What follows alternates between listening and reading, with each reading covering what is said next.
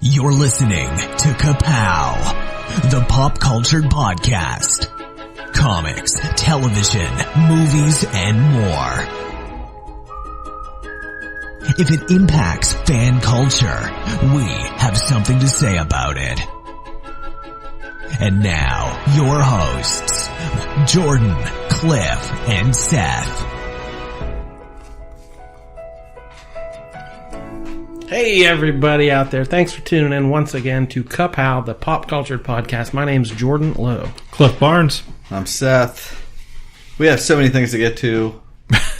News. Yeah, we started a new segment last week, and we finally got a name for it. It took us a while.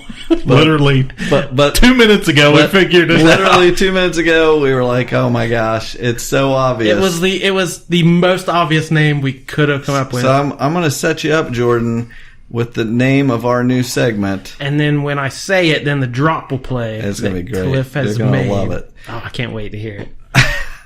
You down with KPP? Yeah, you know me. What the hell is wrong with you people? What's wrong with you? What is wrong with you? I hate so much about the things that you choose to be. You don't know how it feels to be me. You don't know me by now. Why are you the way that you are? That was wonderful, Cliff. Thanks for that drop. That tops all your other drops. So this is the thing where Jordan surprises us with all these papers, and I pull one out. I don't know if I explained it very well last week. We just kind of jumped into it, but I made, you call it a fortune cookie. I made little tiny papers with just questions on them. Just basic getting to know you, icebreaker type questions, as if this was our first date and we're just getting to know each other.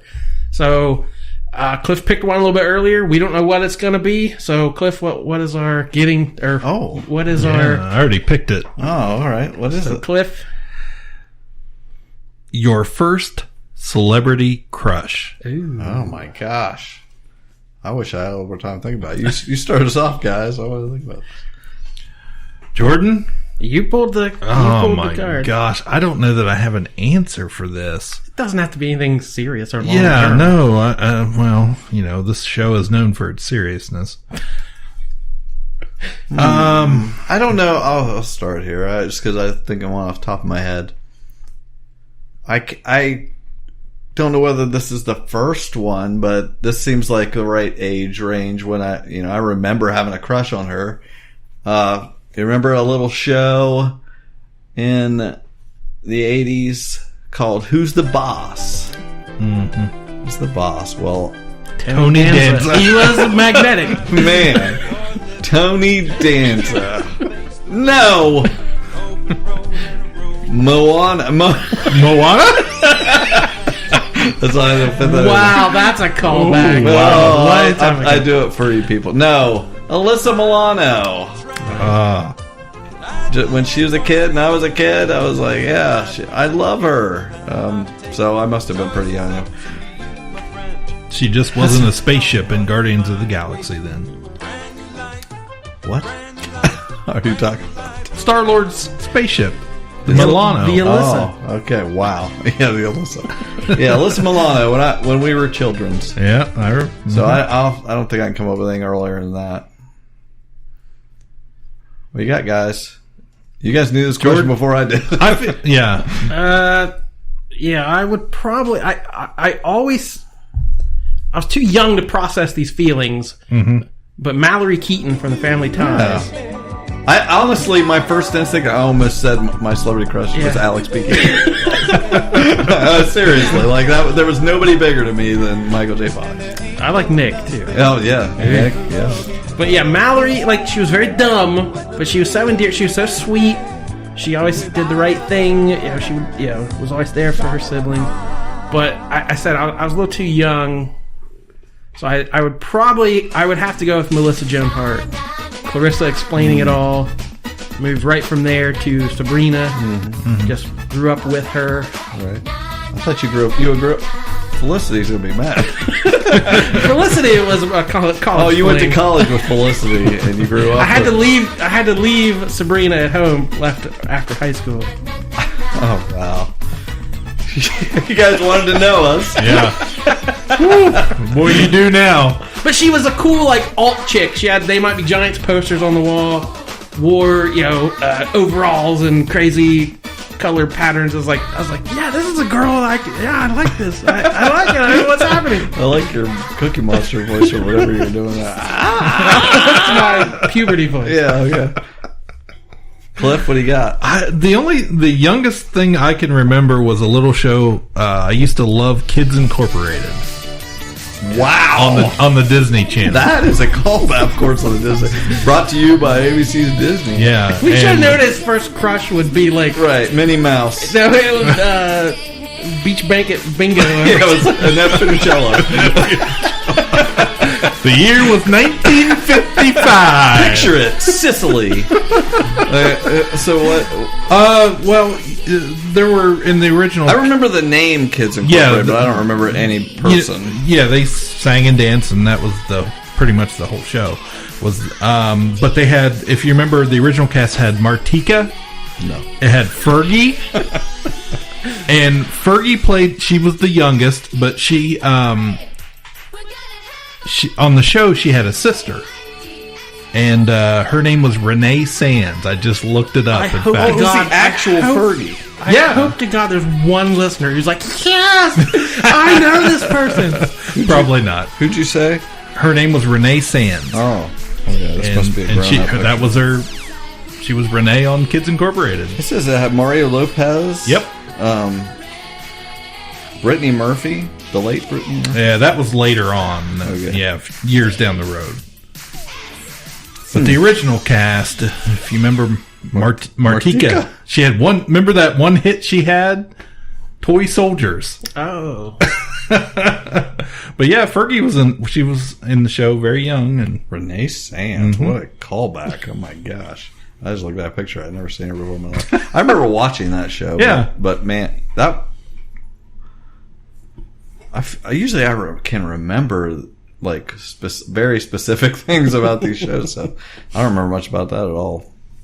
But maybe mine was Scarlet from G.I. Joe. That could be it too. That's possible. Mm-hmm. I don't know. Okay.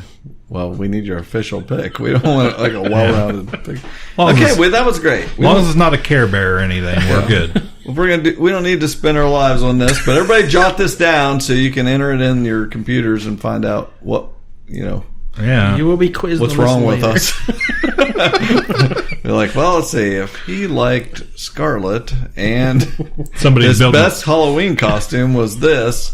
Doily Man. He is a sociopath. I hope there are some budding psychiatrists out there who can explain why we are the way that we are. Somebody's building profiles out there.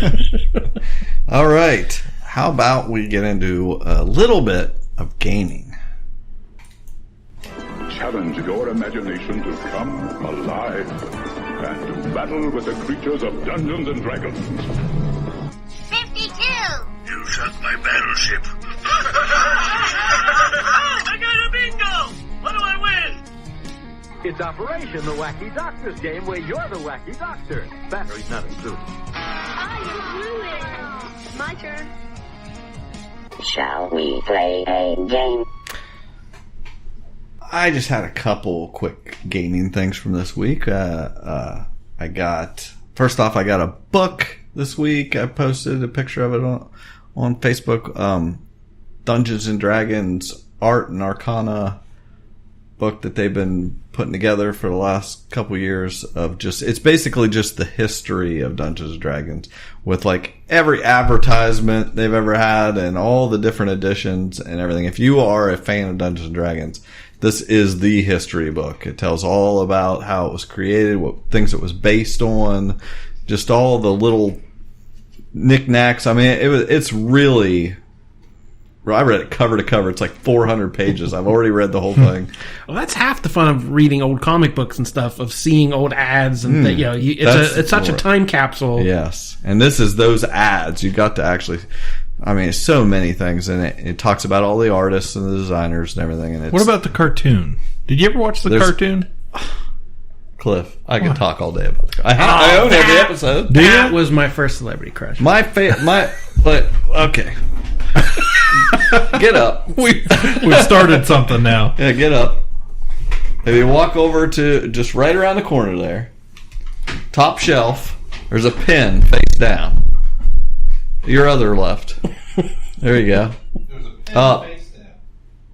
Top shelf, right there in front of you. Yeah. There's a pen laying face down. Roll a 20-sided dice to Pick see it up. if you can pick it up. Yeah, pick it up. Oh, inside the case? No, on top, just laying face down. No. Yes. How hard is this? This has failed spectacularly. Like a pen, like you would pen on yourself, not a writing instrument. I was looking for a writing. Yeah, see in there. I don't see it. There's just this button's in the way.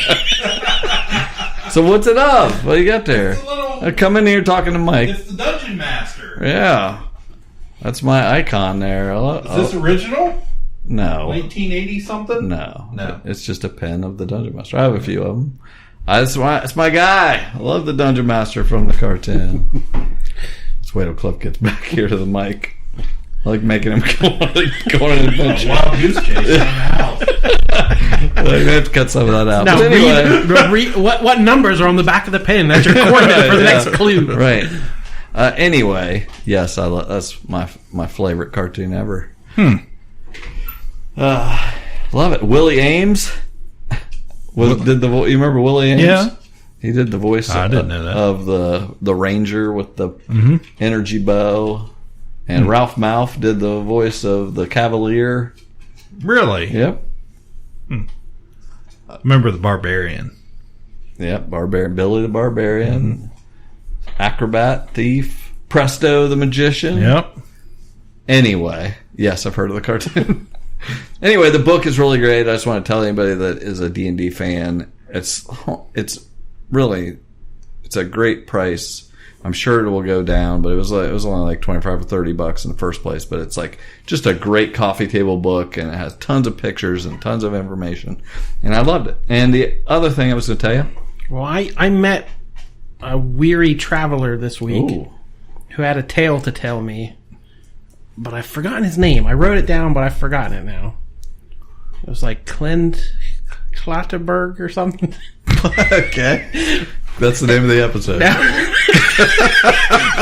Klatanberg.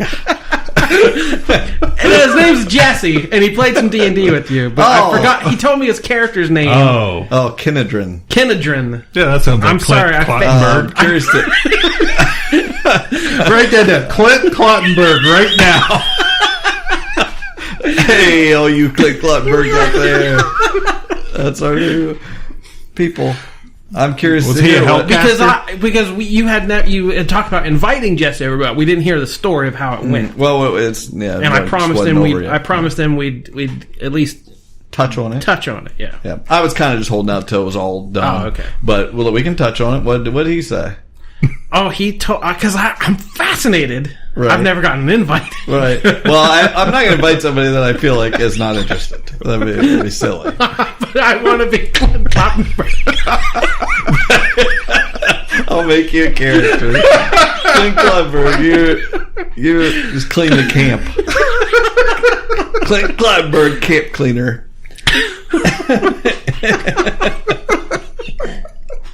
No, but I said I didn't know how seriously you all took it. You know, it's so funny. I'll tell you this. Wait, let me tell you. He comes in, sits down, and I said, and we're all sitting there, and I was like, okay, now tell us your history with a role-playing game. And he was like, oh my God, there's a test. And I just started sweating. I wanted to know. I was like, the reason I invited you, reason I even considered you, your name popped up in my head was just because I remember him posting years ago on Facebook a little cartoon that showed like a bad experience playing D&D. It was basically just nobody paying attention, and whatever. And he was like, "This is what I remember of playing D&D." And I thought, what a terrible memory. If that's your impression of it.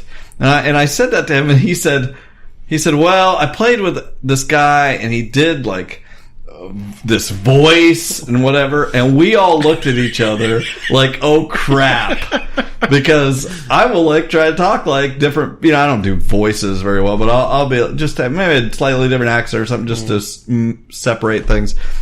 He never like made faces or anything, but it was just funny that he led with that, and I was like, uh-oh. I don't want to play with some moron that does voice. Right. Yeah, that's all I want to know is, is the TV on in the background and you're all on your phones and just kind of half-heartedly throwing the dice, and it's more like a book club, you're all just chatting, or I was like, is there costumes and props and all that? He's like, oh, there were some props. Oh, yeah. He had music playing to set the mood. Yeah. So he seemed to have enjoyed himself. Yeah, I'm glad to hear that. Yeah, it was... We usually are not sitting there on our phones. Anybody is welcome to check their phone here, and we don't care about that. But it's like, you're not going to be able to sitting there on your phone the whole time. But if it's kind of focusing on somebody else, by all means. And this isn't that hardcore. But yeah, we get into it, and anyway. Way to go, Clint Kloppenhopper. Anyway, the other thing I was going to say, Red Dead Redemption 2 came out today as of this recording, and I downloaded what it had 2 discs, and like you had to have 100 gig on your PS4, and I got it in there, and then it was done about 15 minutes before Jordan got here. I was like, he better get here quick if he wants to see this. Well, I realized how important punctuation is, because we were texting back and forth about our plans, and I said, oh, if you've started the game, I'll come over early and watch you play cowboy. And I realized if I put a comment, it's like, come watch you play cowboy. That's how I read it. I read it as I'll watch you play cowboy. That's how I read it. I was like, oh, well. You had to wait. Anyway, so Jordan got here. We got her all fired up and played 10 or 15 minutes. So far, so good.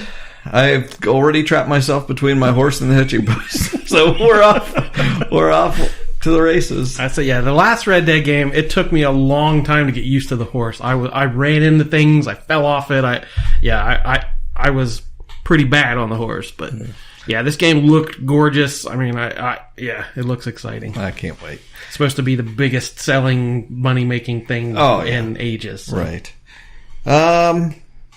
So I'm sure that's it for gaming. Let's get into some movies. Save Martha! Puny God. I'm just a kid from Brooklyn. I'm Batman. Kneel before Zod! On the roof! Said it yourself, bitch. We're the Guardians of the Galaxy. So what's it gonna be, huh? Long sullen silence? Or mean comment? Go on. You got me in a box here. So, anybody been watching any movies? No, over there? No. Okay, I watched a bunch of movies, so I'll tell you about them real quick here. I watched a movie called Hearts Beat Loud with Nick Offerman. It's like Sing Street Light. Did anybody watch Sing Street? No. Okay. Well, Michael likes that director. Guy did Once and Begin Again and all that. We just musical type movies. Anyway, this has just reminded me of those. And Nick Offerman does a good job. It's just a guy has a record store, and his daughter form a little band and having a hit song, gets on Spotify, and it's, just a feel good movie. It was all right. I watched a documentary. I can't remember whether we mentioned before, but it's 3 Identical Strangers. Have you guys seen anything about that? No. It's this guy in 1980 went to college, and he got to never been there before, goes to college, and everybody's like waving at him and saying, hey, glad to see you, come on, patting him on the back, girls kissing him and everything. He's like, this college is great. And then he realized they start calling him Eddie, and he's like, my name is not Eddie. And he goes to his room, and a guy comes in and is like, are you adopted? He said, yeah. He said, well, I think you have a twin, because he's my best friend. And so they get in a phone booth, because it's 1980, and they call Eddie, and they end up going to his house. What can I add for you?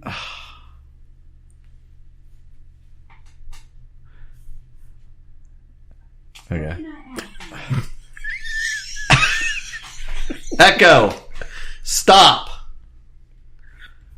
Anyway, they meet and they're identical. So it's great. And then, that becomes national news. It was a big deal in 1980. We don't know. We were too young, but then shortly thereafter, somebody sees their picture, calls and says, "Hey, I just saw a picture of two of me hugging each other." And so they find out there's 3 of them that were identical triplets that were all adopted by separate families. That's pretty cruel to have split up. It's ridiculous. 3 kids. Well, I will not tell any more of the story. That you find this all happens very early and first 10 minutes of the movie. Anyway, it's documentary, but there is a lot more to it, and it's very interesting, telling why that would happen.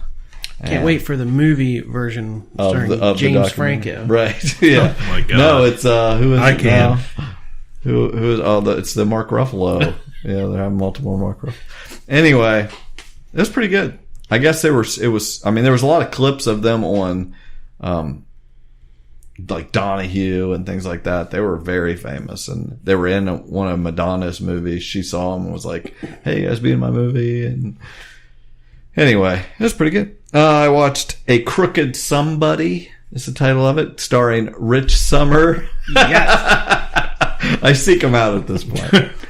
And the guy that played, I can't remember his name on the show. The guy that was on Westworld, that was chained in front of the Man in Black, followed him around, Lewis or something. Maybe, I don't know.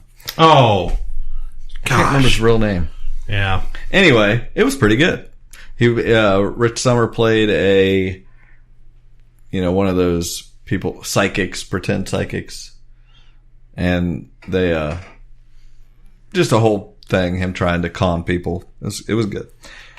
I watched Revenge. I recommend this movie out of all of these so far. It is exactly what the title is. It is basically revenge fantasy. A girl is with her boyfriend or whatever, and it ends up in the middle of nowhere with him and his friends, and some bad stuff happens, and she ends up having to try to get revenge on them, and it's good. There's a lot of good revenging. I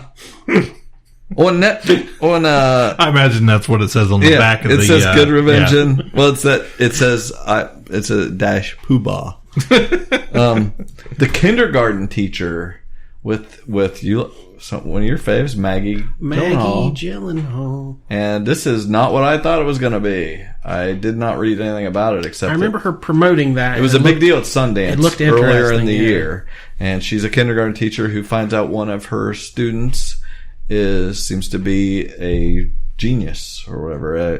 He's very special, and it's on Netflix. So if you get a chance to watch it, you should, because it is. Don't read anything more about it, basically, is what I'm saying. Just watch it. And the last thing I had was The Night Comes for Us. I posted the poster on our Facebook page. This, some of my favorite movies, The Raid and The Raid 2. And this has several people from those movies in it. It's not the same director, but the plot it doesn't matter, which is why The Raid is a little better than these, but this is just the most violence I've ever seen. But like I said, in a good way. It's so just set piece after set piece. Action. Still has Hammer Girl from Raid 2, and she's just amazing. There's so much. I don't even know how they do these effects. I know they're practical. A lot of it is practical effects, and it's just great. If you like that Indonesian violence, this is it to the max. It's so cool to watch. I mean, you kind of have to take a break. Sometimes you got to pause and be like, okay, I got to go eat something, because you can't eat and watch this movie. Anyway, it was good. Another Poobah quote for the box. That's right. Right. You cannot eat and watch this movie.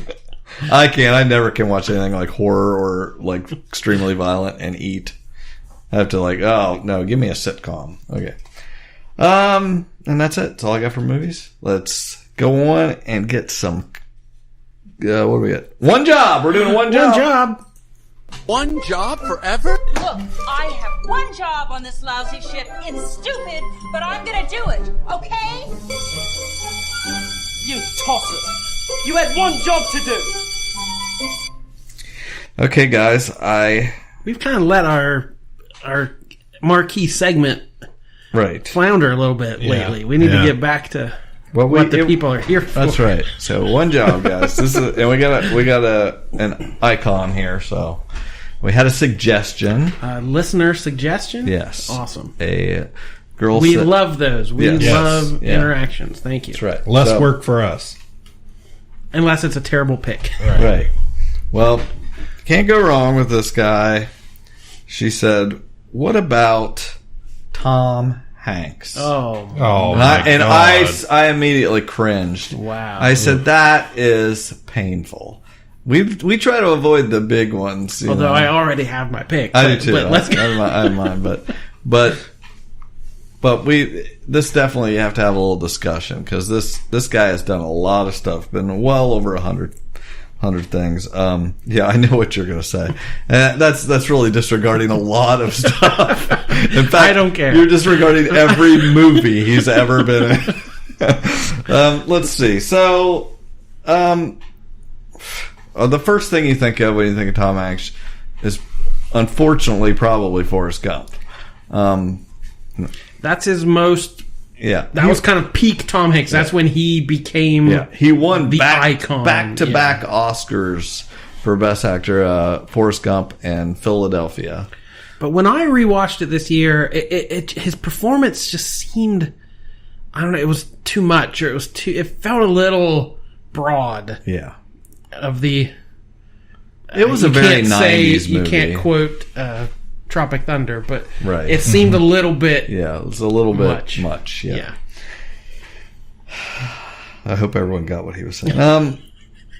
Yeah. We can't forget Mazes and Monsters. That amazing TV movie. We went crazy for playing Griffin to Gargoyle.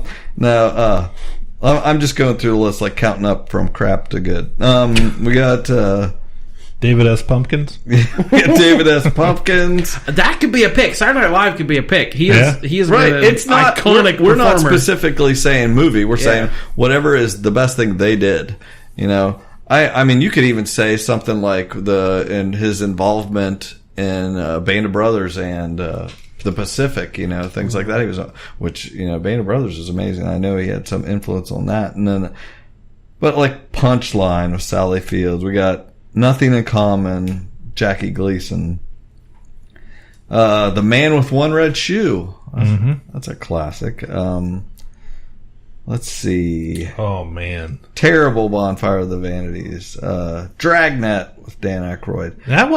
That's not awful. No. I know people trash that one a lot. No, I'm just reading movies. We got Bachelor Party. Yeah. He's about the only thing good in it, but, you know. Larry Crown with Julia Roberts. Joe versus the Volcano with Meg Ryan. Turner and Hooch. That's it. Underrated Tom Hanks being Tom Hanks funny. Yep. You know, that's when he is just playing off of a dog. You know, that's that. I really, when I think of him just being as humorous as he can be, it's really, you know, that I think of that movie. The Money Pit. Yep. Yeah. Oh, I just changed. Now I know what your pick is. I was thinking, no, he's going to pick Family Ties, Uncle Ted. Ned. Uncle Ned. I'm sorry, Jeez. Whatever. Yeah, but now I know what your pick is. In fact, I'm really upset because I know what we're going to pick. Because you two are going to pick the same thing. This sucks. I don't want to play. I'm thinking I'm going to go home. Well, keep name, because I might be convinced one of his dramas might. Okay, yeah, there could be some. It's not like he does have other things, but I know what you're going to pick, and I know Cliff's going to back you up, just to spite me. I'll remember. It's in my top 10. What can we say? It's in his 50 top 10s. Let's see. Top 10. I'll skip it. We'll leave it for the end. I will say this is a League of Their Own is up there. He has a great performance. Yeah. Could easily be a pick. Extremely Loud, Incredibly Close, I don't care about. Lady Killers, Splash, That Thing You Do, Charlie Wilson's War. I mean, he's been in a lot. He's got, yeah. You've Got Mail, Sleepless in Seattle are basically the same thing. And he's been in all those, playing Robert Langdon, all those Da Vinci Code books. Road to Perdition is a good film. Like I said, Philadelphia, The Circle, Saving Mr. Banks. Oh, Disney. Yep. Maybe you're going to pick that. There's another one. The Polar Express is pained to watch. Makes me ill. Apollo 13. Yep. Great space movie. Like I said, Da Vinci Code. Terminal. Sully was pretty good. I saw it. Terminal was pretty good. Yeah. Catherine Zeta-Jones. I'm in general, I'm a much bigger Tom Hanks comedy fan than I am his other stuff. Captain Phillips was not bad, but at the end, he gives a really good performance of someone in shock. That just that 30 seconds is awesome. If you ever get a chance to see that. Cloud Atlas is weird. The Green Mile. That's a really quality, one of the best Stephen King adaptations, and he does a great job in that. Bridge of Spies, The Post, Catch Me If You Can. Okay, now we're getting in the nitty gritty here. I'm going to name some contenders. Big. Yep. It doesn't get much bigger than Big. Big is up there. I gave this some serious consideration. So I see that was probably his breakout role that kind of made him a movie star, I would think. Yeah, I agree. Yeah. Well, yeah. I'm trying to think what makes people famous. What made him famous? I guess that's it. Wasn't Bosom Buddies? That made him known. Yeah, okay. I agree. TV to film. Marquee. Toy Story. Yep. That's a biggie. Huge. That's pretty huge. These are just pixels on a screen, but the voices are what bring them to life. So. That was actually the first thing I thought was Woody from Toy Story. The second, immediate before you ever mentioned it, was Money Pit. Right, yeah. Saving Private Ryan is a big movie. That's in my top 100. And what I'm sure this is got to be Jordan's. You want to lay it on us? I'm with Cliff. You're already attributing. What he said earlier of like comedy. Yeah, Tom Hanks is an Oscar-winning dramatic actor of the finest caliber, but I almost wish he wasn't. Yeah, because how many comedies have we missed out? He's also one of the funniest people on the planet. Yep. If you see him on a talk show, Saturday Night Live, he's quick. He's so funny. And for me, in my top 10 of all time, The Burbs. Oh, man, that is a great movie. Cliff didn't even know he was going to pick it. Oh, my God. I want to point this out that I said 3 minutes ago Cliff was going to pick The Burbs. I thought we were talking about Money Pit. No. I knew that was what he was going to pick. Yeah, and The Burbs is pretty great. This is a Joe Dante movie, the guy who made Gremlins and a lot of other things, and it's kind of a comedic horror movie.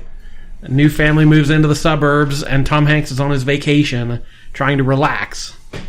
And he just keeps seeing weird things next door, and it just escalates. And it's just Tom Hanks losing it over the course of an hour and a half, and he just gets more and more unhinged. And it's a wonderful performance, and it makes me. I can quote any line from that movie. Take me to the hospital. I've been blown up. I watched this again probably a year and a half ago. I was like, I need to refresh myself on The Burbs. It's a good movie. It's good. Carrie Fisher. It's not my pick. Mine just because this is one that I could watch over and over and have just a rainy day movie. Put it on. Castaway.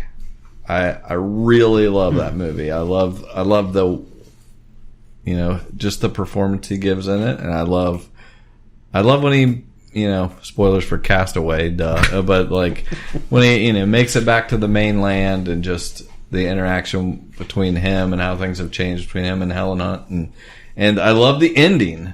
That, you don't know where he's going to go from there. It ends at the crossroads. Mm-hmm. Literally. Yeah, I think I've only seen it once, but I remember that final shot. Yeah, it's like, what is this guy going to do? And I just think it's just a all around great movie. It has a little bit of everything from him, and he lost a ton of weight. Not that is a, they give awards for that. That seems like half the time, but it just sticks with me. It's a movie that that's dear to me. Of all of his movies, but right up there is Saving Private Ryan and Big. Those two both stick out to me as possibilities. Yeah, I think Tom Hanks's second best tropical island movie behind Joe versus the Volcanoes. Obviously. Oh, whatever. Okay. No, but now you made me rethink because we missed out on League of Their Own on our Gina Davis pick. We did, so it doesn't exist unless I adore that movie. He is wonderful in it. I haven't watched it for years, but even though he's not the star of the movie, everybody in it does a great job. It's a great movie. Cliff, we need to hear you talk about this because, well, like I said, my original thought, of course, was Woody from Toy Story. Right. We have 3 movies already, and an upcoming 4th movie that. I mean, as a whole, the story is so wonderful on, Michael would say so many levels, but, and it's a great role, and he is the star, essentially, Buzz and Woody.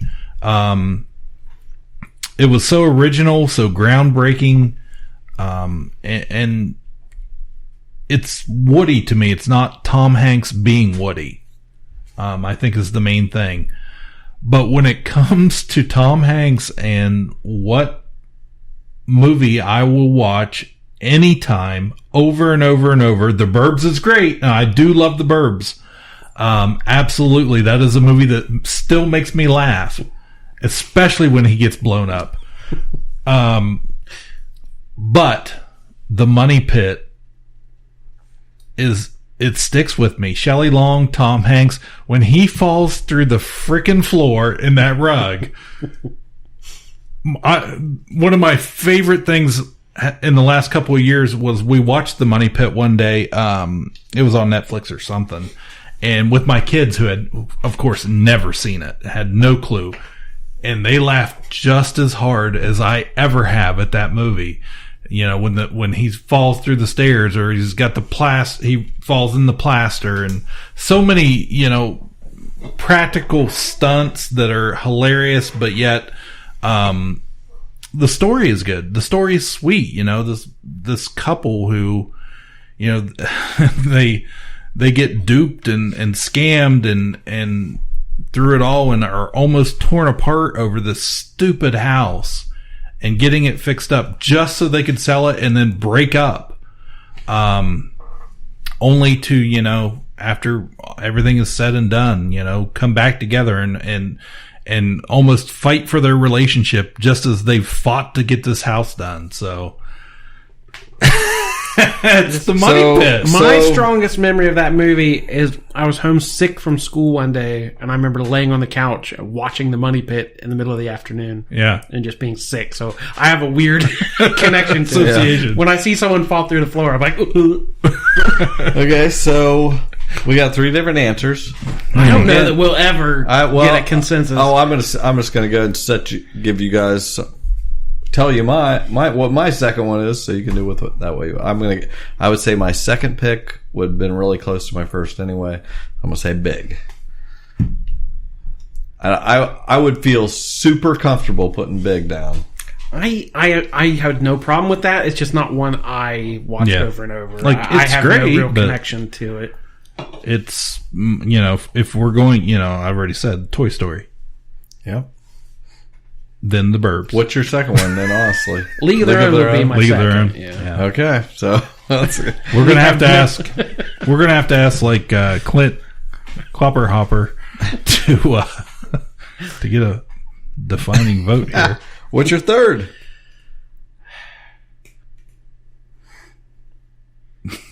I didn't go that far. I don't know. Wow, you think with 3 people we could break a tie? That just shows you how talented he really is. That's what I mean. He's got over 100 things. It's crazy. Do we have a special category for like the unimpeachable? Like, he transcends. I would say that, except I don't think he does transcend. Like, I mean, does he transcend? Tom Hanks transcends? That feels like a cop-out. But then again, I don't want to put something in that we're all not loving. My third pick might be Saturday Night Live.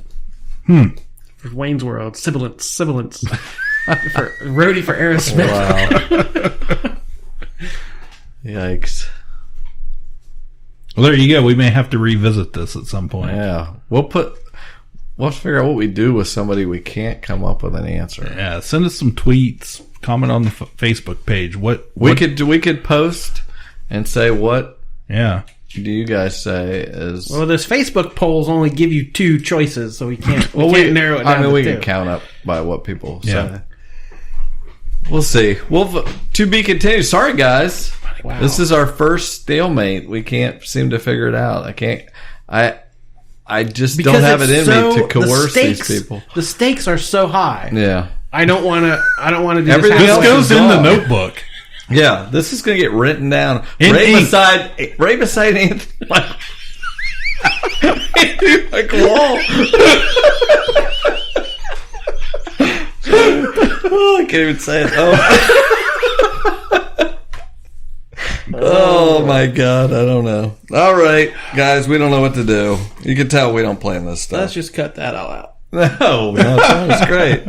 Okay, we're going to do some streaming. There's something very important I forgot to tell you. What?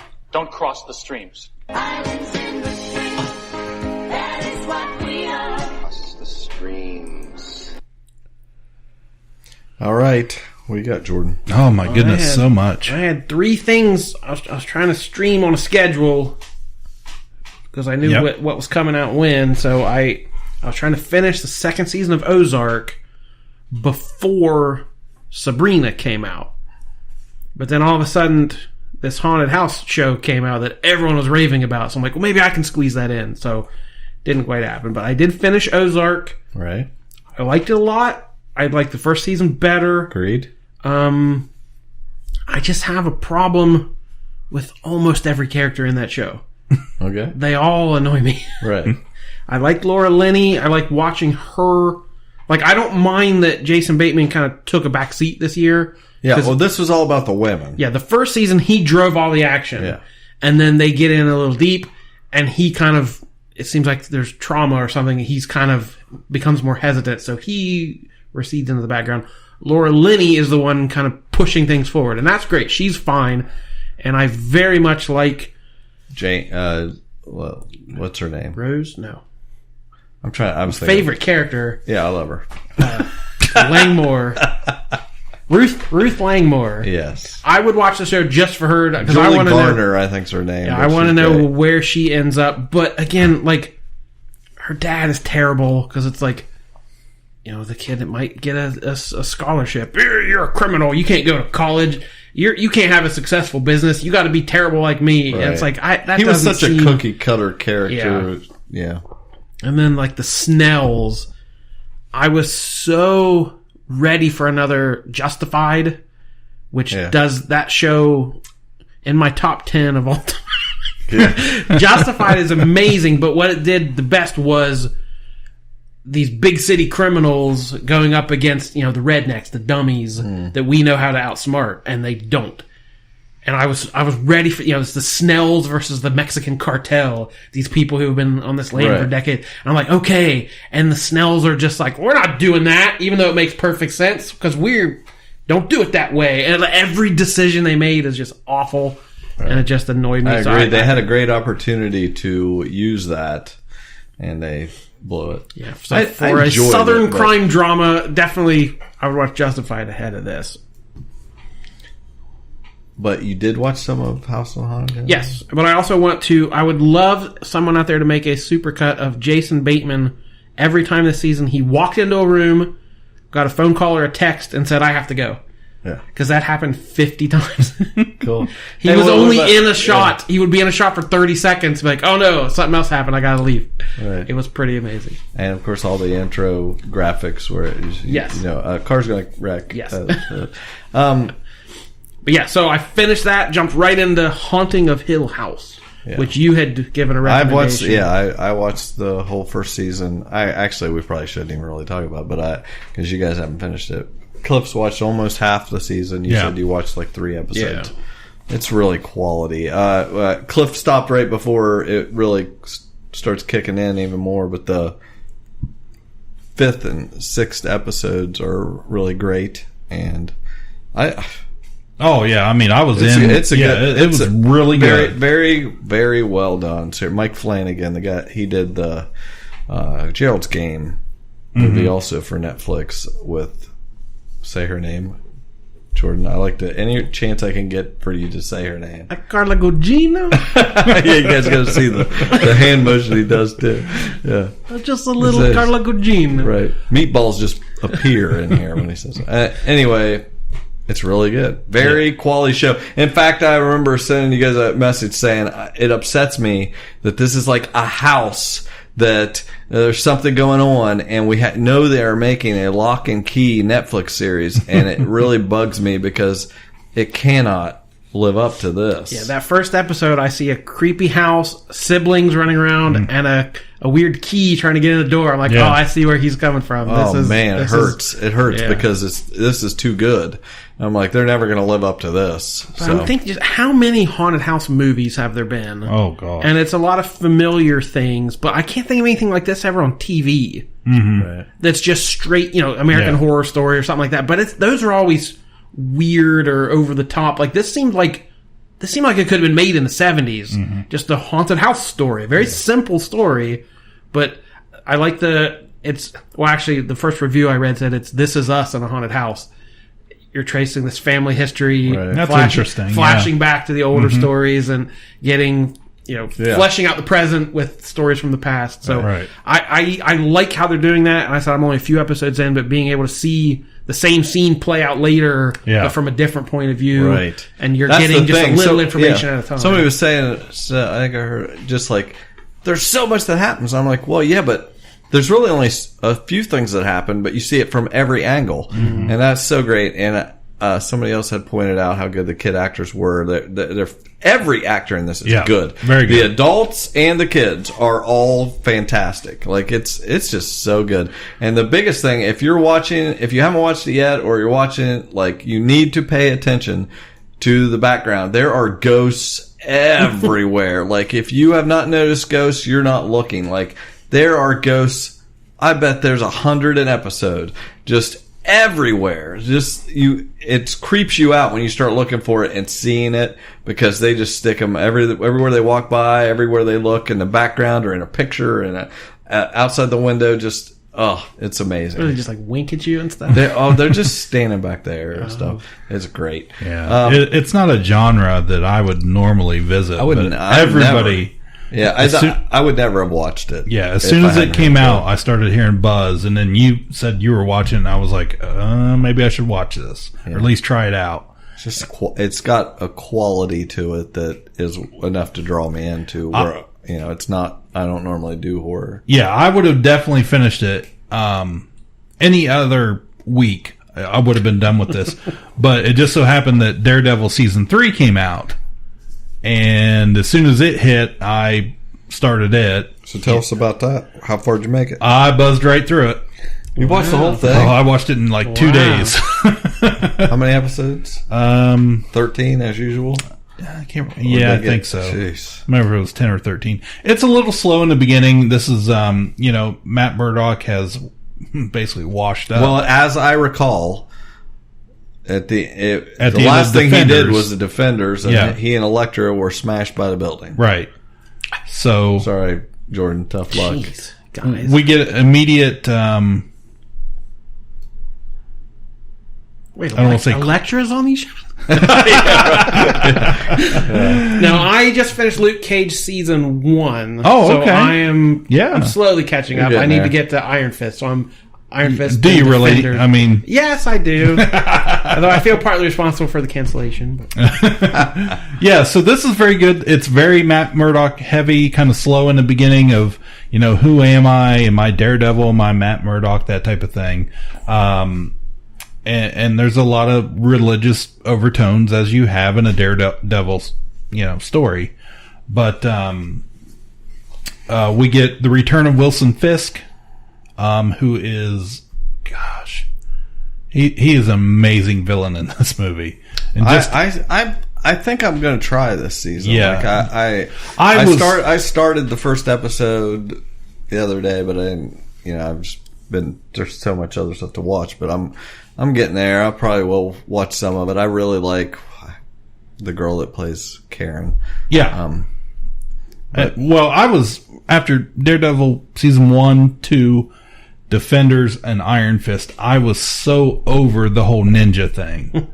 Like, it was fine for a while, but I just felt like they just shoved that down our throats because they had no other idea. That's what they are. All of them.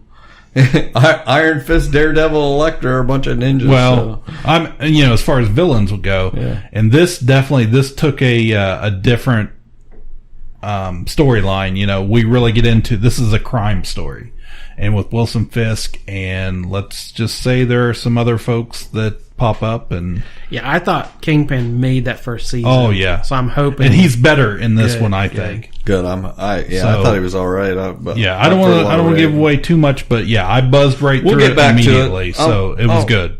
I'll try to watch it. Making a Murderer season 2. We kind of touched on it. It was coming out. I watched the whole first season. The whole second season. Did you watch any of that? Nah, I've never seen. I know he doesn't do true crime, and you never saw that. It swept the nation. Like, it was. Yeah, it was a big deal. It was the next big thing. Serial was the first podcast that did true crime fantastically, and then when this series came out, they had pulled it off for streaming, and it was it's an incredible show, the first season. The second season, it's basically some, guys went to jail, and of course it's like whether they did it or not. That's the gist. The second season, the main guy got a new lawyer, and man, I would want this lady as my lawyer. Like, she is very hands-on. Snake charmer? She is great. Yeah, I was going to say Molly Ringwald. I think her name's Kathleen Zellner. But she's done some big cases, I guess, and getting people out of jail and stuff. And she is just so good. She's like, you better be innocent if you get me, because I'm going to prove what happened. And she just does a great job. A lot of people have been complaining about the second season, saying it would be hard to live up to the first, basically. But I think she is incredible, and they do a great job. When it started, I thought, why was I on the bad guy's side, in the first season? And then this started, and 10 minutes into it, I'm back on their side again. But anyway, it was good. Did you, by chance, finish any of Big Mouth?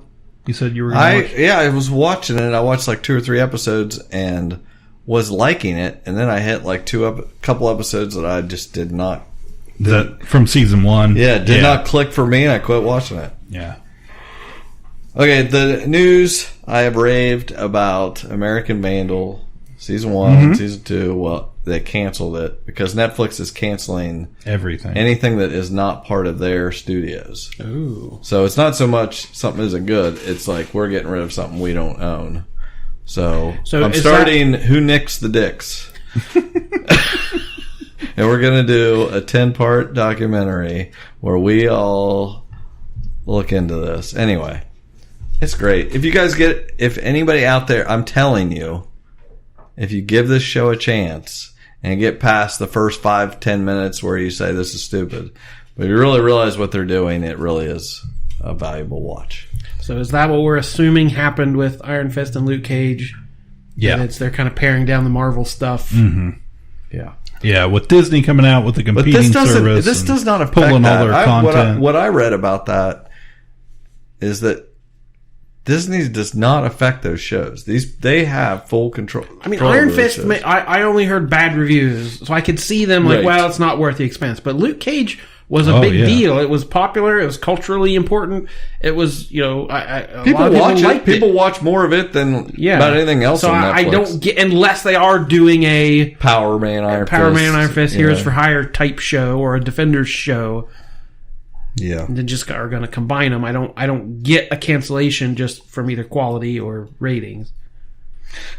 I did want to mention quickly, just because we raved about this director before, Jeremy Saulnier, who did Murder Party, which is on Netflix, and I know I've got it in my queue. And Blue Ruin. Have you ever seen Blue Ruin? No. That's the good one. Okay. Oh, there's two good. Green Room's great. You've seen that. I think I saw that's coming to Netflix next month. Yes, it is. It is. But Blue Ruin's great also. Hold the Dark is the one that's on Netflix now. Was his fourth movie. But it just doesn't cut it. It doesn't rank with Blue or Green. But anyway, I just wanted to mention it. Anything else you guys see and streaming that you want to talk about? Okay, then we are ready to do some TV. Hello, Dolores. What the hell is a sticky maple? Run, Barry, run! That's what I do. I dream and I know things. Go get him, Supergirl. Well, what this guy look like, anyway? Oh, he's a little guy, kind of funny looking. Uh-huh. In what way? Oh, just in a general kind of way. Exterminate! Little pig, let me in.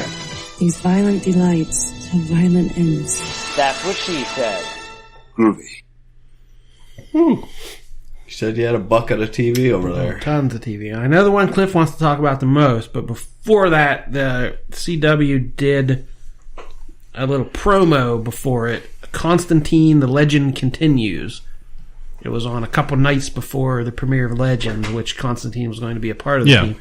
So it was a 1-hour animated show. Okay. And between scenes, before the commercials, they were interviewing Matt Ryan and doing promos for Legends and the actress that plays Ava, and they were talking about, coming up this season. So they were playing, basically, it's the Constantine City of Demons, which is the CW Seed animated show. They played the first hour of that.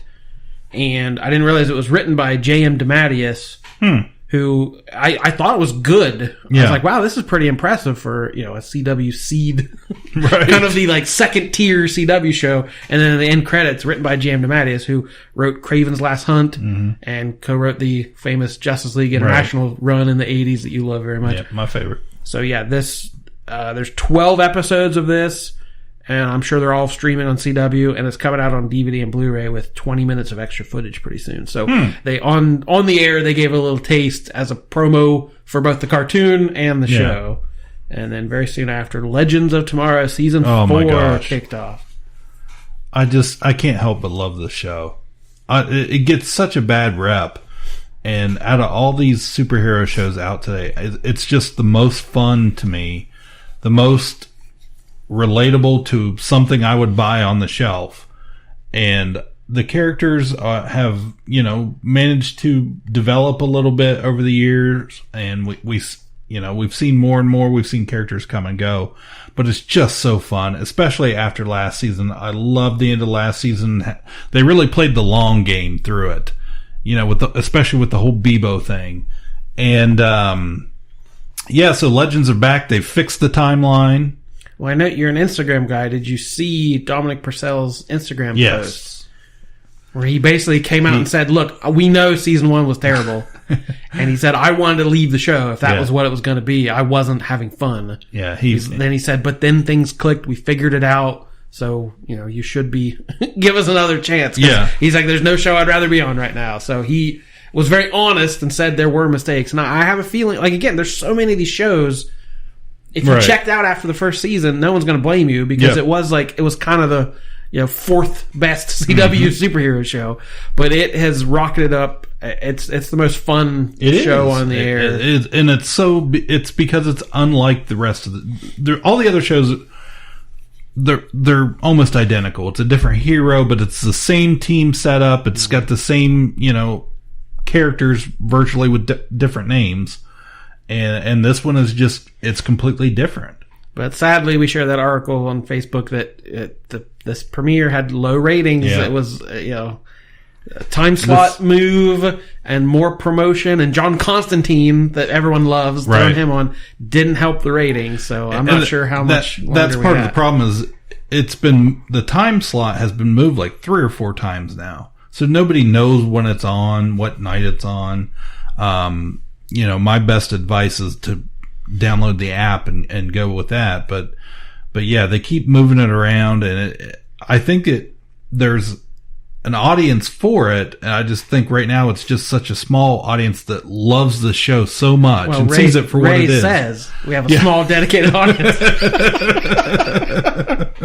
It made a meta joke of it would help our ratings. He's like, "What are you talking about? At the Time Bureau, we're rated."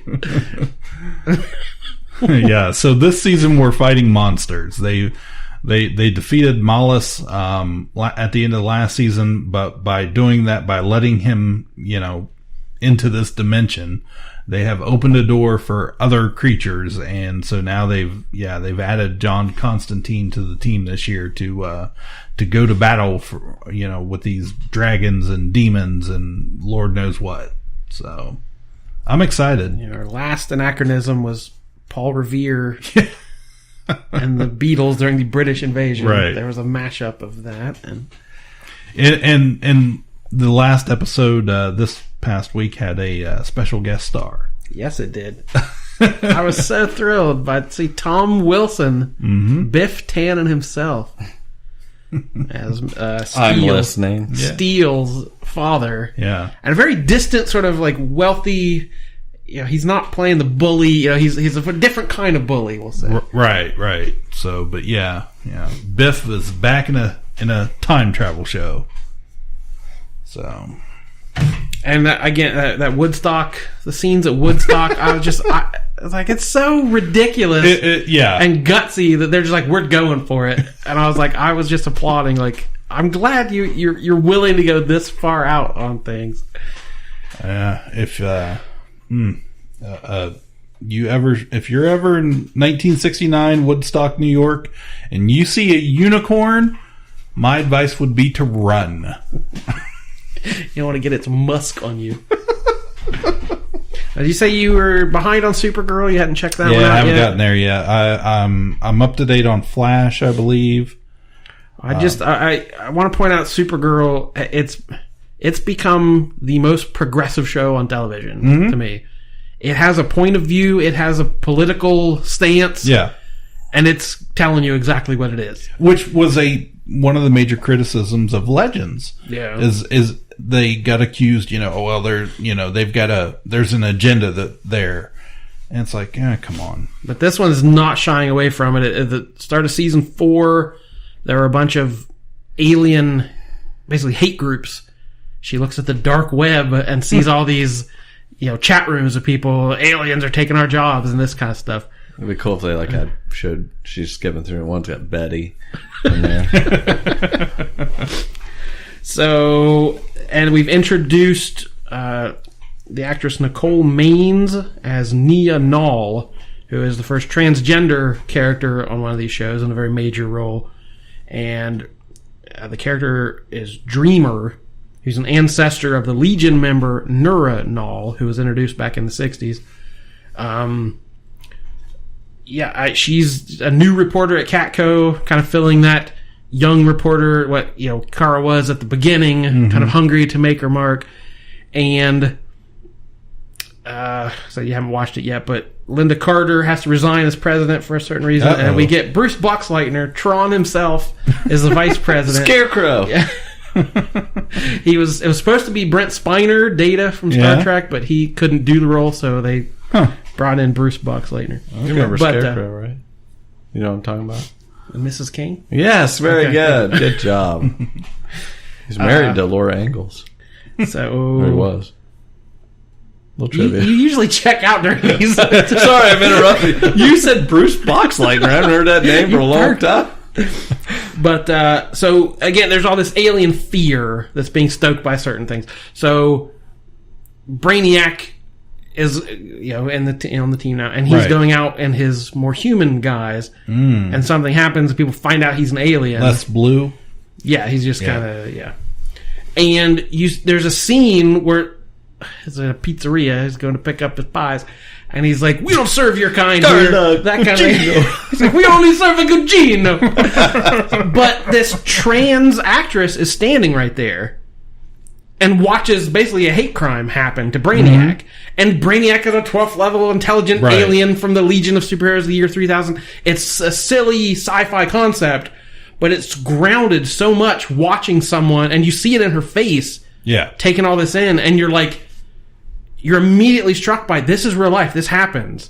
And she brings so much to that role of importance and whatever. I don't know how to describe it, but I said that's what we've always said. How much that's why representation matters, because you can pound people over the head that aliens are just like us and we should all get along, but being able to see someone on screen that this actually affects, I think, is important. So it's not subtle at all. There's a scene where Gar catches a flagpole and then lands and gives a speech in front of the White House, and we all have to get along. So it is as subtle as a hammer. But it's saying important things that the world needs to hear. Yeah, you say it's not subtle, but neither are the comments on Facebook about these shows either. Jeez, you want to go back in time, read some of those. I'd rather not. Yeah, I don't recommend it.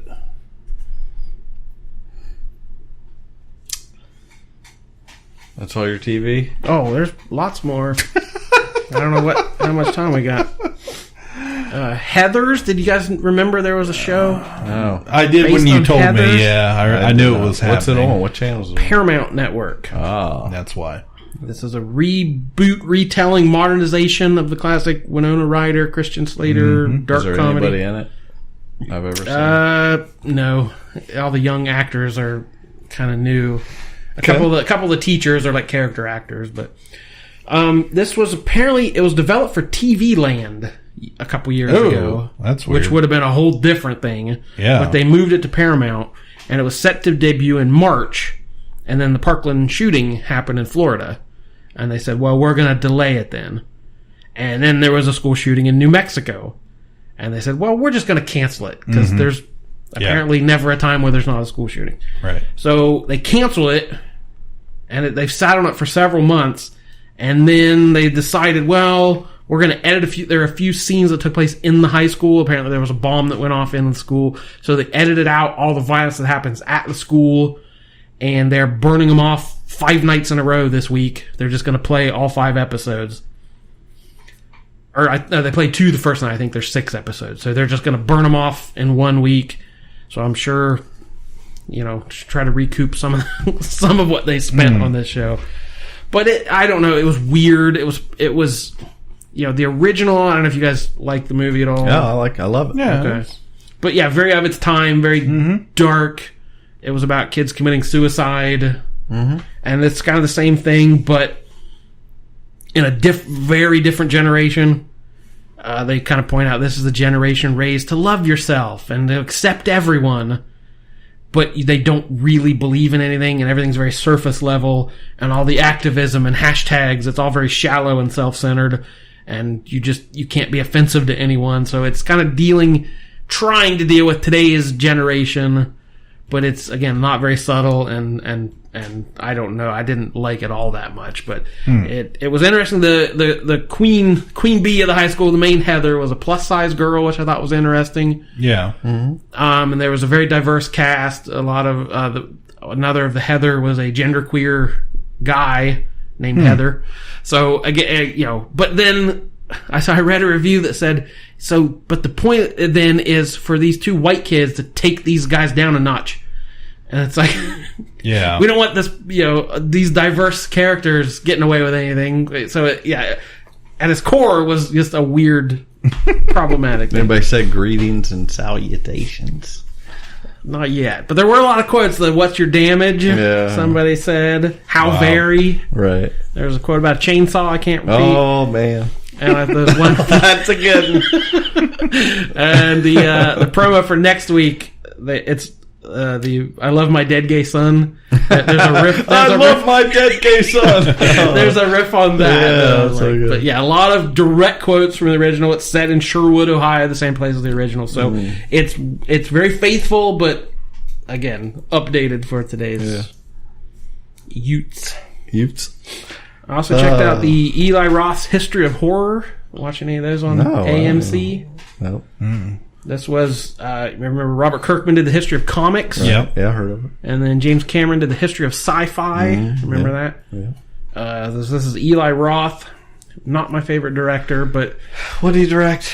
I know the name. Hostel. Oh, yeah. The Green Death or whatever. Yeah, these are not things I would watch. Yeah, very... horror-y. Yes.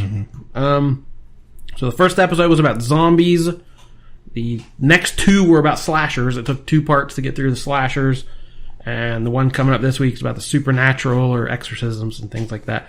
But they have assembled a who's who of horror. Stephen King, Joe Hill, Greg Nicotero, Edgar Wright, Rob Zombie, Tom Savini, Jamie Lee Curtis, Quentin Tarantino, Jordan Peele, Bruce Campbell, Robert Englund, Heather Langenkamp, who was Nancy from... hell yeah. Tony Todd, Max Brooks, John Landis, Diablo Cody, Norman Reedus, Jack Black, Elijah Wood, and Skeet.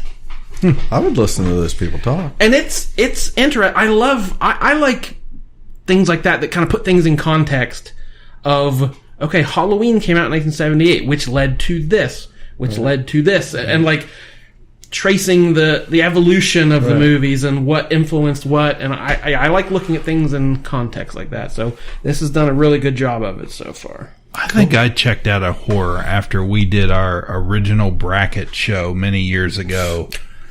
That was it. That was the be all end all. It really was for me. We captured the whole history. I felt like we did. There was no need to go on. It was like a 3-parter. Cool. Another TV was that the Batman the Animated Series Blu-ray that's coming out. They have upped the original print run from 30,000. It sold out, didn't it? To 70,000. Yeah, because demand was so high. It's available October 30th, which is probably passed by now. Suggested retail price of $112.99.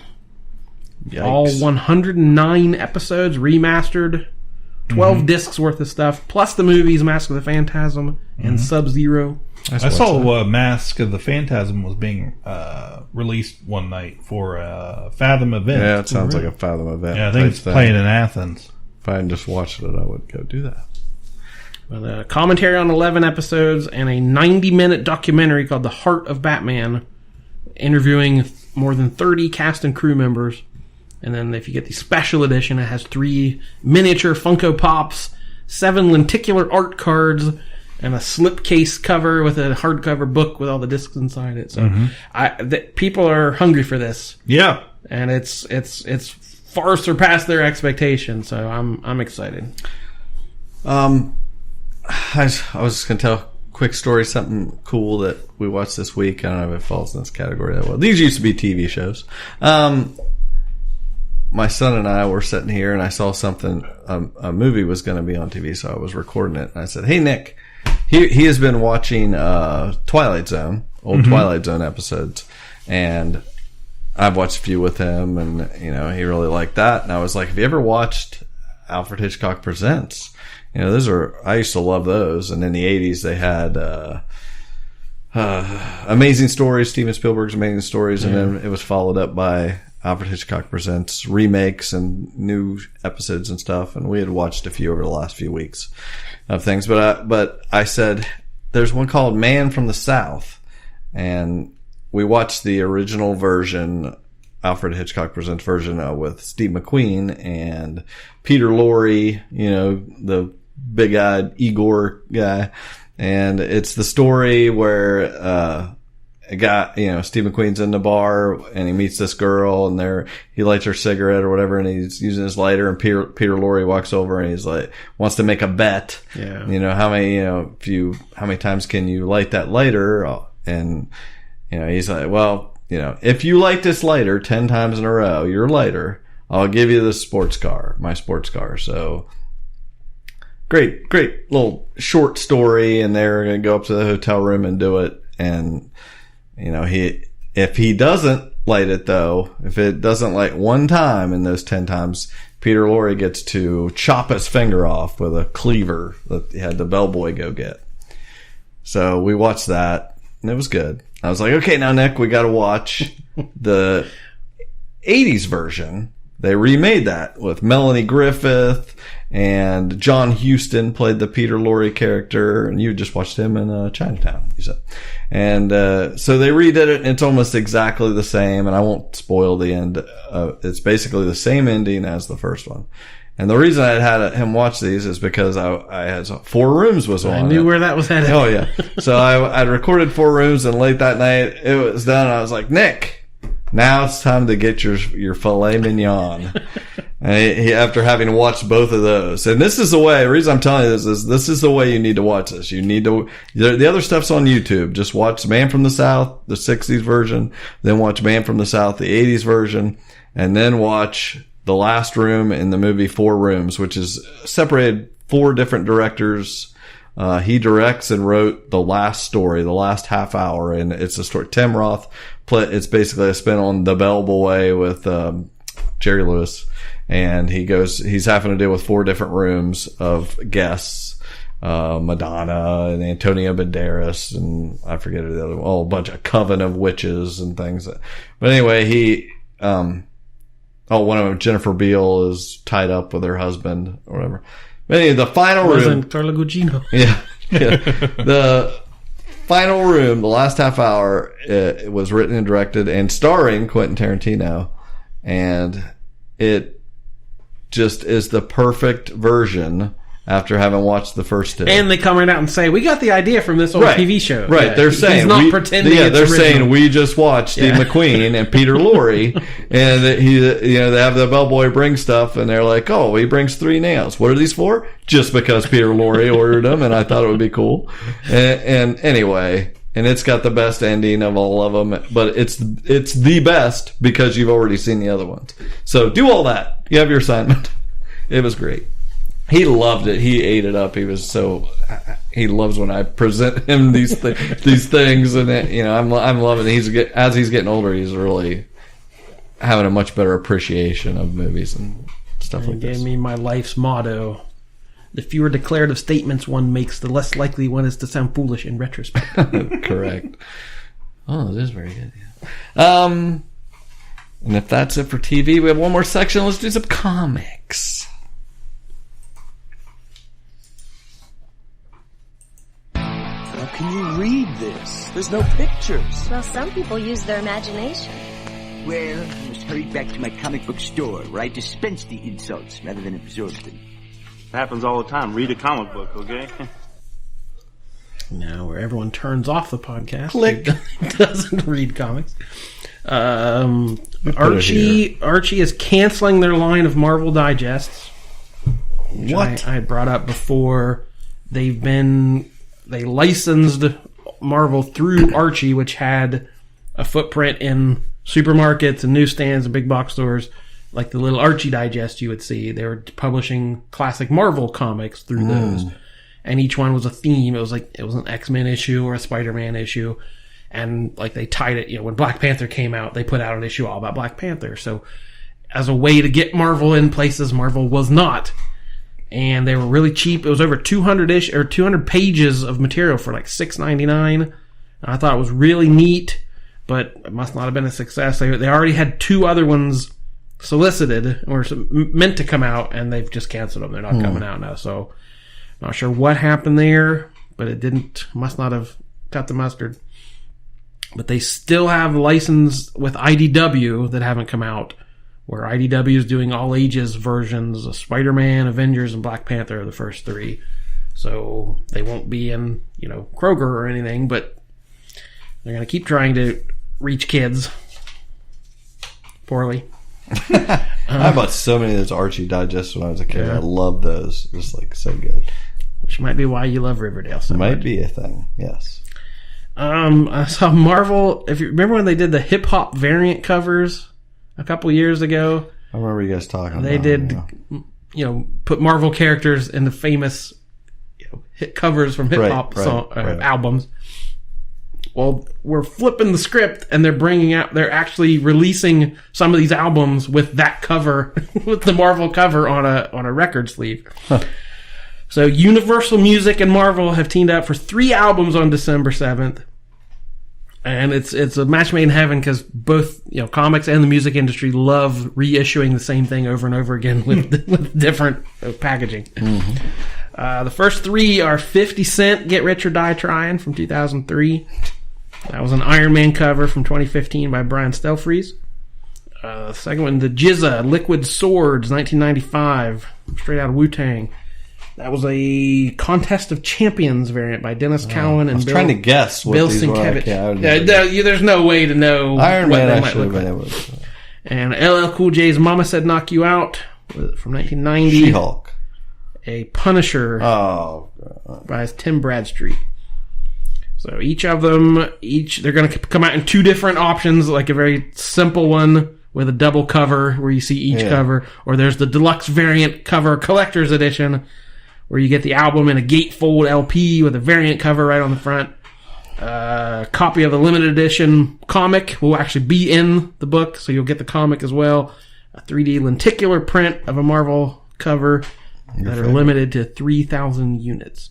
So they said their plans are to release a couple of these every quarter, and they'll be at record stores and retail channels, so they're not exclusive anywhere, but trying to capture that market, crossover market, comic fans and music fans all together. Collectors. Right. So I know you guys have picked up a few comics lately. Was there any? I just had a few recent books to go over, if there's any ones you want to talk about. We'll see if you don't say anything. Heroes in Crisis. Yep. Have we had a second issue yet? No. Okay. Still waiting. Well, maybe by the time this comes out. Yeah, I'm waiting. I'll give it another shot. This was Tom King, the hot writer at the moment, and Clay Mann doing the art, which I thought the art was yeah. I really enjoyed the issue. I really did. I didn't exactly know what the hell was going on, but I thought it was pretty cool. So this is Tom King was an ex-CIA agent, and in real life there are these kind of, I don't know what they call them, but they're kind of, after a mission or something very strenuous, you can go somewhere before they just ship you home. You kind of depressurize a little bit. So he had the idea that the superhero world, there are so many crises and so much death and destruction and reality bending craziness that after some of this, you might need to just chill for a minute. So there's this special sanctuary that's hidden and everyone wears a mask so you don't know who's there. There's no, weirdness going on. And there's a murderers at the sanctuary. So it's a murder mystery. Right. Starring, of course, Cliff's favorite Booster Gold. That's right. Harley Quinn, the Trinity of Superman, Batman, Wonder Woman. It had some oddballs in there, like Blue Jay. Yeah. Like, talk about an 80s JLI throwback there. And, but yeah, and there are characters that apparently have pretty major characters that have been killed off immediately. Off camera again. Yeah, off camera. Which means it holds no weight. They're not really dead. And Booster's a time traveler, so who knows? It will all be undone very simply. Anytime there's a crisis, we know who's going to bail out the universe. But yeah, I don't think sales were great for a DC event. I think there's some backlash against another sort of death and destruction. The world doesn't quite need that right now. But Marvel's big event, Infinity Wars, is going on. It's basically Gamora has assembled the Infinity Gems, and she has her reasons, but she won't listen to the other heroes. So basically Gamora is the villain of this story. So they have, I like the setup. It was neat. And then she halved the universe just like her father Thanos, but she did it by folding it in on itself. So she basically mashed everyone up. All the same characters are there, but they're squished together. So we have, Steven Rogers, the what do they call him? The Soldier Supreme. Basically Captain America and Stephen Strange, as he was a scrawny weakling, was injected with magic, of course, to serve his country. And then the Iraq Knight, Peter Parker and Moon Knight, and so there's a bunch of tie-ins and things that are all kind of mash up, and they're fun kind of what-if stories. Again, none of it will mean anything by the time it's over. Yeah. But it's been a fun story so far. Right. We got the return of Wolverine. He's finally coming back. Charles Soule is writing that, and Steve McNiven doing the art, the Civil War artist, which I was excited about. He did Cap forever. Yeah, but he did the first issue, and that's all he's doing. So this is not one of his big... He can never keep a deadline, but yeah, this will be a 5-issue miniseries. Only the first one's drawn by McNiven, but Logan's coming back, and he's got the hot claws. His claws glow and are heated for some reason. They have not new explained power. yet. Yeah, not sure. We had the Stranger Things book premiered. Yeah. This is the first Dark Horse book with the Netflix license. Are people like wanting that? The sales in my shop haven't been huge.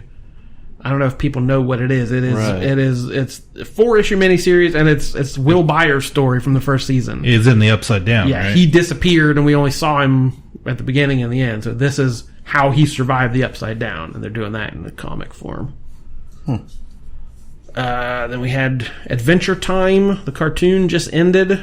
My gosh. People adore that cartoon and wanted more. Did you ever watch that cartoon? No, never did. I never watched it either. It was insanely popular when it first came out. Yeah. So I had watched at the time a few episodes, and I remember thinking, okay, like, this Did you is dress up like that? Yeah, for Halloween. Yeah, one year. I was sitting here thinking, I feel like he dressed up. Yeah, like it. Yeah, I was Finn the Human. Like, it was good, but it was just insane. And I read it. I didn't watch the last episode, but I didn't realize that it was honestly still on. Mm-hmm. But I read this article. 10 seasons. Yeah, Wow. explaining the last episode, and it was so bat crazy. Like, I couldn't even... They included everything from all 10 seasons. Every Easter egg, every character ended... Like, I had it explained... The whole thing explained to me, and I still didn't understand it. Well, it seems very smart, very weird, very out there. So I don't have anything against it. That's good for him. Whew. But so it ends at season 10, and they're doing season 11 in the comics, and that has already started.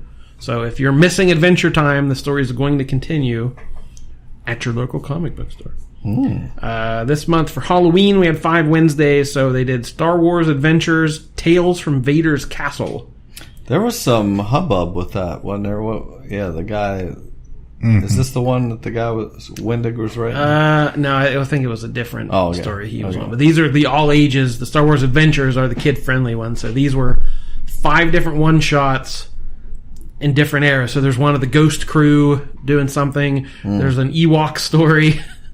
There's a Qui-Gon story. Yep, but it's kind of spooky Halloween-y kind of stories from Star Wars universe, which I like that's the universe is big enough we can tell all kind of stories from it. And then we had the Umbrella Academy come back from Dark Horse. This is the book by Gerard Way from My Chemical Romance and artist Gabriel Baugh. So they have a Netflix series coming out very soon. And they had done 2 previous miniseries years ago. It's about kind of sibling superheroes who had falling out, and it's very odd and very complex, and it's very kind of space age. It's kind of retro futuristic, kind of fun. Superhero family, like a multi-generational sort of. family? I've never heard of that That's before. impossible. Inside jokes.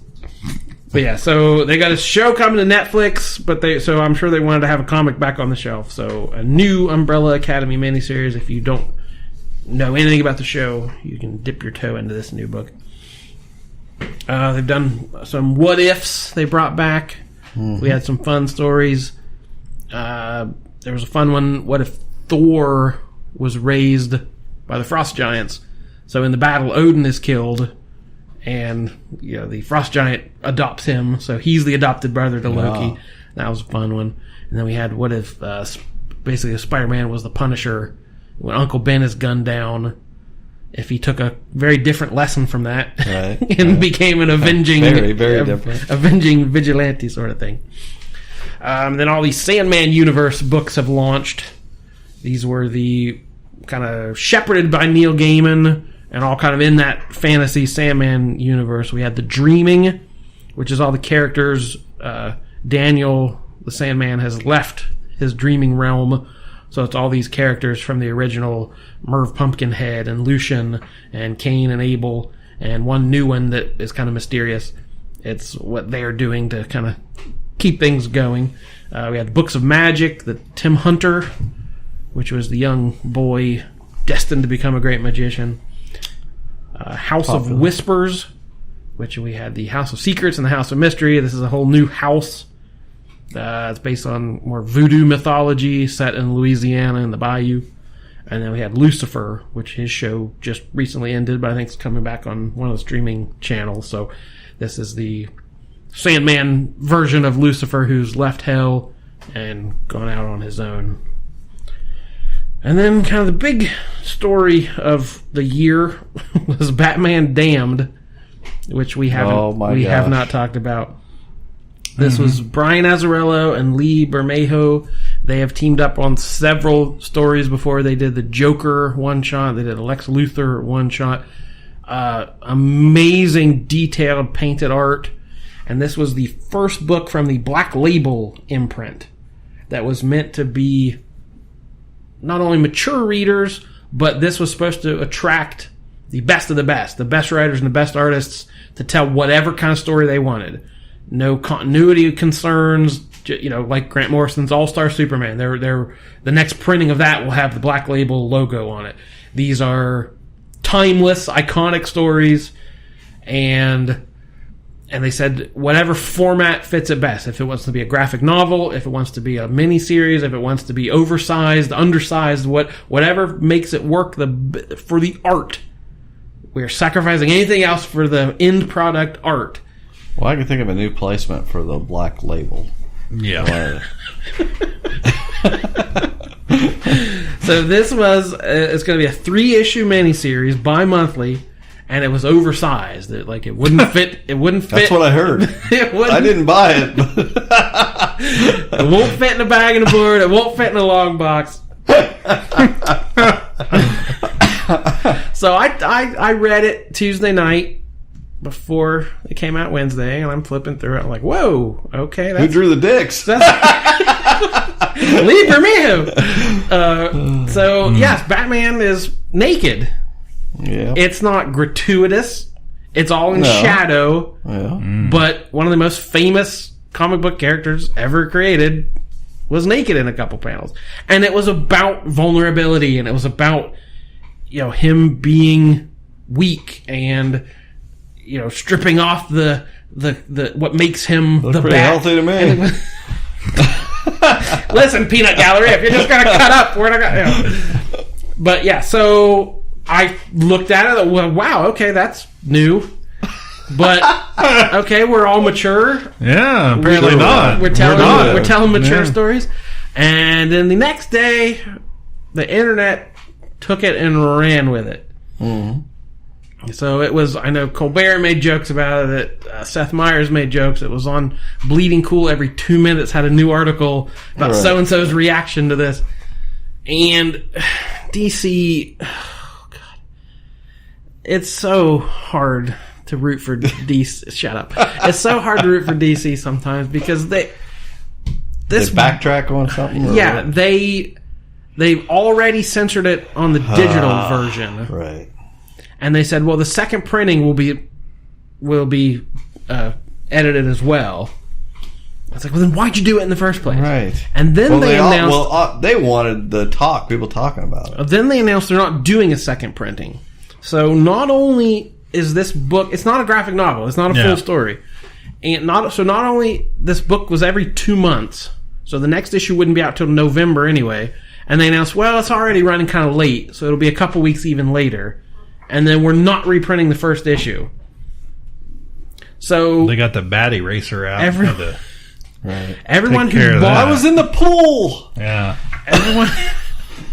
Everyone who bought this first issue a lot of them were speculators and buying it because, it's really valuable. And it did shoot up on eBay and went crazy on the price. And the people, I'm sure, who just wanted to read it now can't find it. Yeah. And it's not being reprinted. So my question is, who is going to buy issue 2? Robin. They're going to have to top. They're going to have to top what happens. But yeah, so issue 1. I've got jokes all day. The people who bought issue 1 to flip it aren't going to even read it. They don't care. Do you remember when, like, Batman Forever came out and they made such a big deal about bat nipples? Yes. Yeah, oh yeah. We could wish for those days. Yeah, so more things have come to light. It was that DC has hired this new executive, Pam Lifford. She's the first African American woman to be of this high rank, Warner Brothers, an important change. This all happened her first week on the job. So she gets hired. Right. Craziness ensues, and she puts the hammer down like, this is not going to happen again, not on my watch. So she's from Disney, and came to the WB. She was brought there to lead their consumer products division. So she helped launch the Superhero Girls, tying into YouTube cartoons and dolls. So that's her expertise, is this merchandising and product integration and whatever all those buzzwords are.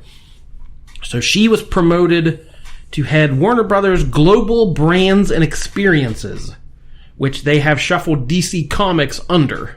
They are part of that. The comics are now a brand and or an experience. So she is Dan DiDio and Jim Lee's boss, who they are the top dogs at the comic. So they answer to this lady, who's not a comics person at all. She's she's an executive. And the press release, it just read, the company will have increased opportunities to develop and grow consumer relationships over time and across the breadth of a franchise, with a multi-generational focus on these interactions, so there'll be lifelong opportunities for engagement. It's you just roll your eyes so much at nonsense like that of, through curated experiences, fans will be able to create moments and memories linked with Warner Brothers and DC's brands and franchises, further strengthening their connection to the company's iconic characters and franchises. It's they are not worried about comic book sales. Right. They're worried about Bat Pecker. Sorry. Branding and imagery and how this comes across. So brand awareness, brand loyalty, that's they've got movies to sell. Yeah, she doesn't care about art. She, how is this going to help us sell a lunchbox? Yeah. No. So, which is exactly what's always been, Warner Brothers' problem. So that was basically what this was. I got all this from comicsbeat.com, an article by Heidi McDonald. But that's basically saying she's using that Disney. Disney wouldn't do this. Mickey Mouse wouldn't walk out with, Donald Duck might, but Mickey Mouse isn't going to walk out with no pants on. So Disney has always had a handle on, here's how we treat our characters. Yeah. And Marvel fans might balk at, that's why the comics are so bland right now. Mm-hmm. Because they're not characters, it's not art, it's not storytelling, and, it is, IP, intellectual property, it's icons being marketed. So, there's arguments on both sides that, was there artistic merit to the nudity? I don't know. You could argue either side. Was it just a controversy?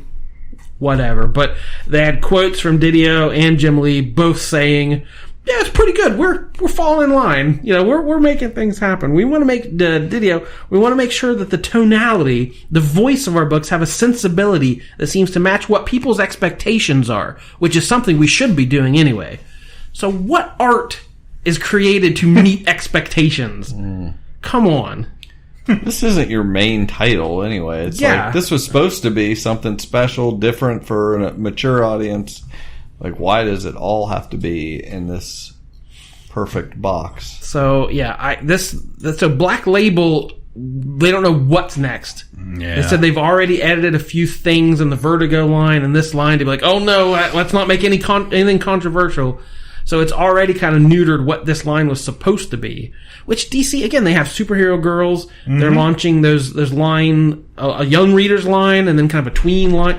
There are lots of books for lots of people. but it's all got to be under this corporate umbrella that I'm not real excited about. So I don't know. Well, that's a good way to end it. Oh, on the death of comics. Yeah, I was gonna say one comic. I'll just say one thing I'm reading that is pretty good. The Avengers.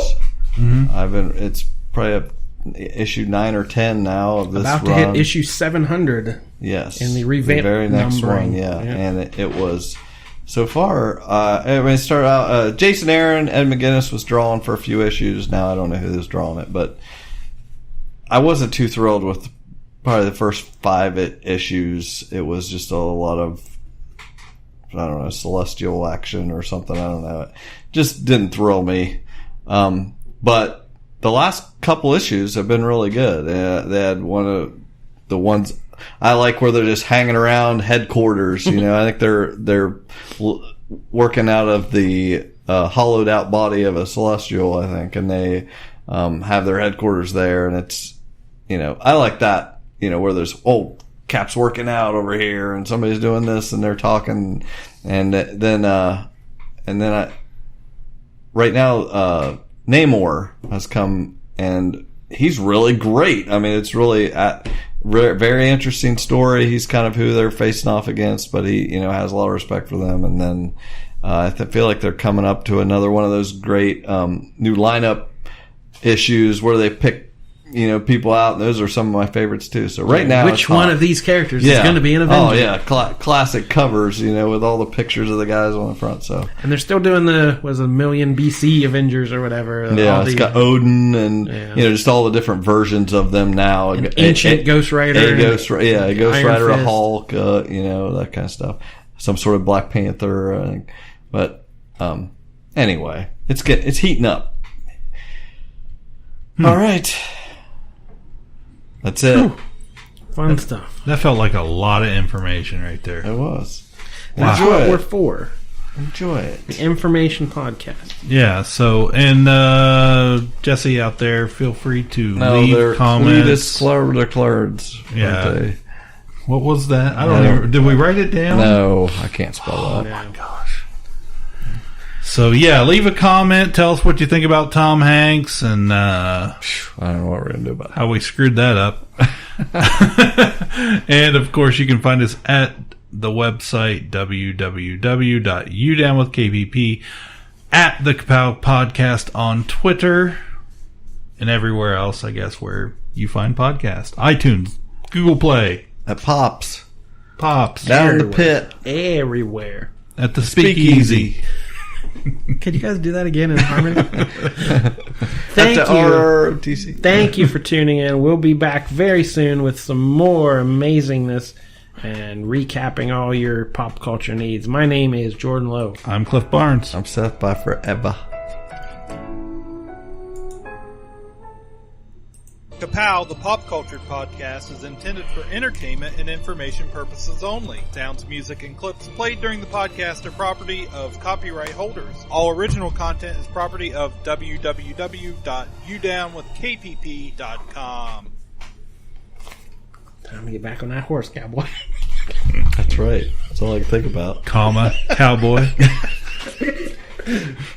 I seriously thought that's how you meant it. I'll come over and watch you, cowboy. And I was like, well, you just download it and saddle up. I wish I could quit this game.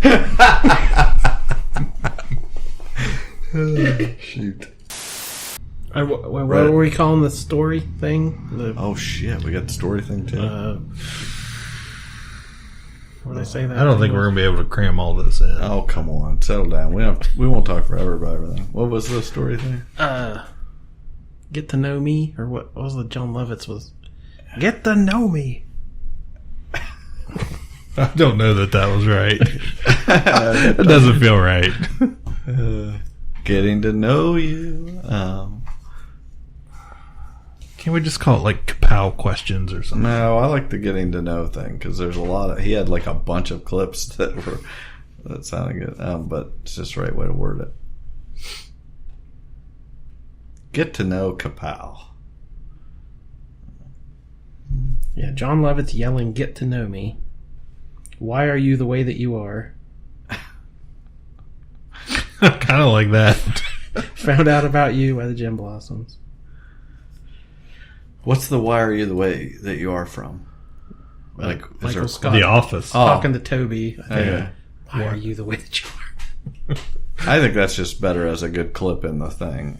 Let's just say getting to know me.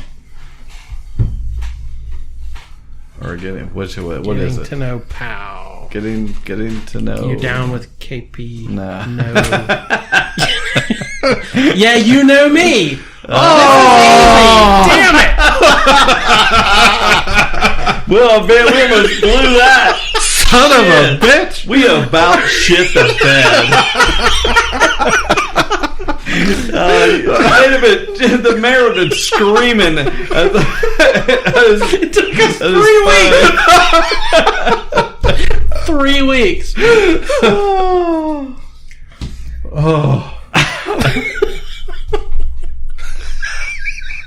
Oh man. So we're gonna lead it. We're gonna call it "Yeah, You Know Me." Okay, where we'll do that. And the last one was 20 minutes. We don't need to spend that much. Let's start with it. Let's start with that. Right. Oh, I can't believe it. That's great. Okay, and the one job we'll do after movies. Okay. I got it. 2.5 hours. Let's keep her under that. Let's be reasonable. Let's not be crazy. Yeah. This is the best part of our week. I don't know. I remember we used to have to fight to get an hour in. Sorry. Right. I'm going to need some Fresh Aid. Yeah. Flip the coin.